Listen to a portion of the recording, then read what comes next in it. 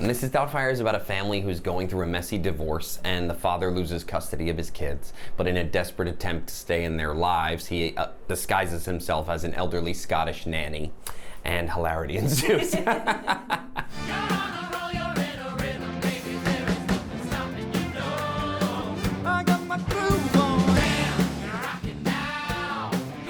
For Miranda, there is, I don't want to use the word villainized because that seems a bit harsh, but she is kind of, it's through his lens. It's called Mrs. Doubtfire, so we want the audience to be rooting for him. But I really wanted us to understand Miranda, and I feel like the writers and the creatives really took care to try to give her side of the story. It was important that it be set now and be for audiences now.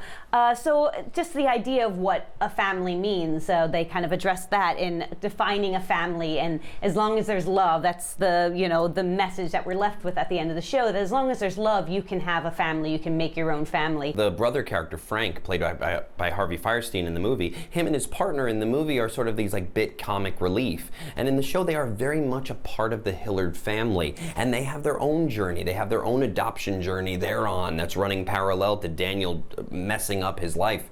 And in all of these ways, setting it now allows us to expand the message of the movie that you can define what your family is. Mrs. Doubtfire, you are too good to be true. It actually can be a happy ending that they stay apart, and which was kind of important when it came out. There weren't any other movies where the happy ending at the end is the parents staying apart. And up until then, it was Parent Trap. Yeah. You know, it's how can we get them back together? But Mrs. Doubtfire was the first one to say, like, no, what if you're all better off this way? And instead, we can just choose to redefine what family can be. There's going to be the big laughs, and there's going to be the moments that you expect from the movie. They're going to be in the show. I will hit myself in the face with a cake. I will light myself on fire. You'll get all the things.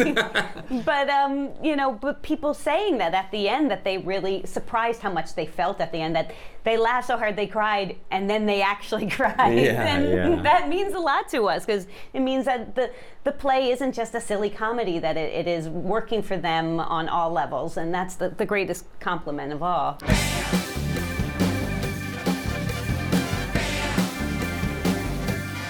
We all have Robin Williams in our brain and the legendary performance he gave in this movie.